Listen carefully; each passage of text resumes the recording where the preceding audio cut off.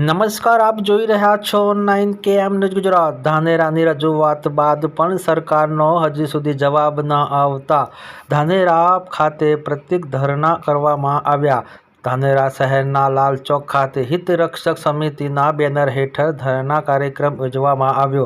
આ ધરણા કાર્યક્રમમાં ધાનેરા ધારાસભ્ય માવજીભાઈ દેસાઈ, ધાનેરા પૂર્વ ધારાસભ્ય મફતલાલ પુરોહિત, ધાનેરા પૂર્વ ધારાસભ્ય નથાભાઈ, બળવંતભાઈ બારોદ, રાજકીય આગેવાન સહિત ધાનેરા હિતરક્ષક સમિતિના હોદ્દેદારો, ધાનેરા નગરજનો ખૂબ મોટી સંખ્યામાં ધરણા કાર્યક્રમમાં જોડાયા। ધરણા કાર્યક્રમમાં બેઠેલા સૌની એક જ માંગ છે કે ધાનેરાને બનાસકાંઠામાં જ રાખવામાં આવે।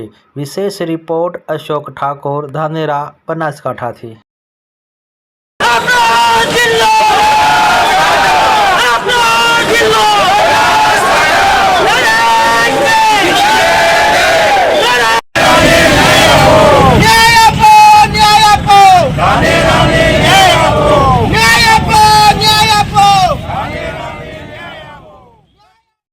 હું 1968 જનસંઘ વખતથી કામ કરું છું અને મને પોતાને પ્રજાના હિત સિવાય બીજી વાતમાં કોઈ રસ નથી। માન જોઈતું નથી, પૈસા જોઈતા નથી, ખુરશી જોઈતી।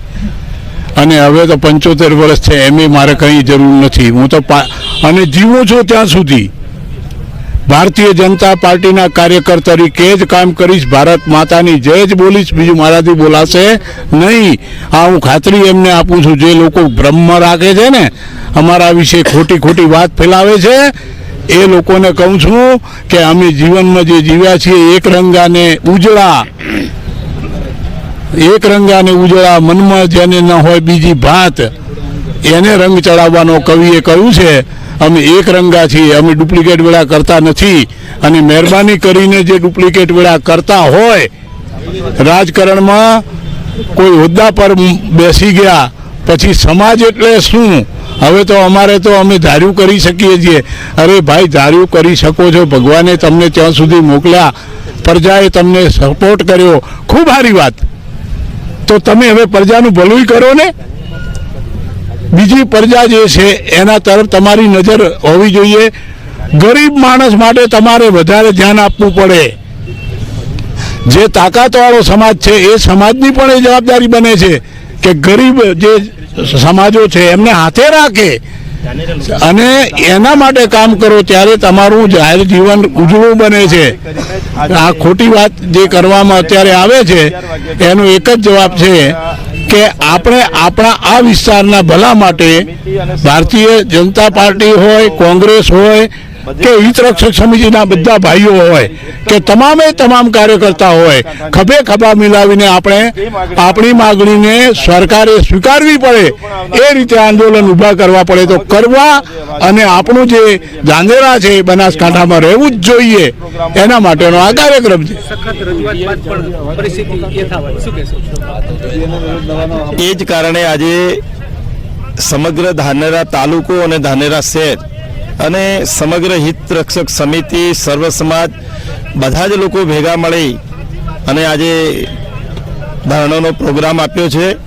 અને એ કારણે જ આટલી મોટી સંખ્યાની અંદર સમગ્ર ધાનેરાની અંદરથી આગેવાનો, સર્વપક્ષી આગેવાનો, તમામ સંસ્થાઓના આગેવાનો અને તમામ સરપંચો, ડેલિગેટો બધા જ મોટી સંખ્યાની અંદર આ ઉપસ્થિત રહી અને બધાની માંગ એક જ છે, ફક્ત ને ફક્ત કે અમારે બનાસકાંઠાની અંદર રહેવું છે। જે થરાદની અંદર વિભાજન કરી અને ધાનેરાને મૂકવામાં આવ્યું એ કોઈ પણ પ્રકારે શક્ય નથી કે જેના કારણે કરીને લોકોને અગવડતા એટલી બધી ઊભી થાય છે।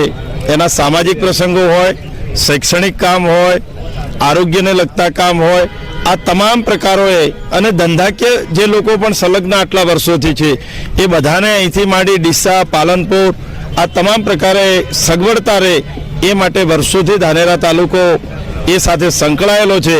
જ્યારે થરાદની અંદર જવું હોય તો વાહન વ્યવહારથી લઈ અને તમામ બાબતો એ અગવડતા છે। છેક થરાદ એ એક બોર્ડર ઉપર આવેલો તાલુકો છે ને, એમાંથી જ્યારે જિલ્લાનું એ મુખ્ય મથક બને ત્યારે ધાનેરા માટે ખૂબ અગવડતા કરવાવાળું આ કામ છે। એ માટે ધાનેરાની પ્રજાનો અગાઉ પણ 4મી તારીખે સંપૂર્ણપણે સ્વેચ્છાએ બંધ રહે એ પ્રકારે ધાનેરાએ આવેદનપત્ર આપ્યું હતું પ્રાંતને, કલેક્ટરને, અને જ્યારે સરકારમાં પણ અમને બધાને આગેવાનોને બોલાવ્યા ત્યારે આગેવાનો જઈ અને રજૂઆત કરી આવ્યા છે, એના પ્રૂફ પણ આપ્યા છે, એના નકશા પણ આપ્યા છે, અને તમામ રીતે સરકારને વાકેફ પણ કર્યું છે કે ધાનેરાને બનાસકાંઠા સાથે કેમ રહેવું. આ માટે સમગ્ર પ્રજાજનોની અમારી બધાની સરકાર પાસે માગણી છે, અને માગણીના કારણે કરી અને આજે હજુ સુધી માગણી પૂરી નથી થઈ. એ માટે આજનો કાર્યક્રમ આવ્યો છે, અને સરકાર જો એનો યોગ્ય નિર્ણય નહીં લે તો હજુ પણ આવનારા સમયની અંદર પ્રજાજનોની જે માંગ છે, પ્રજાજનોના સેવક તરીકે અમારે આગેવાનોએ પ્રજા સાથે રહી અને એના અંદરના આગળના કાર્યક્રમો પણ આવનારા સમયમાં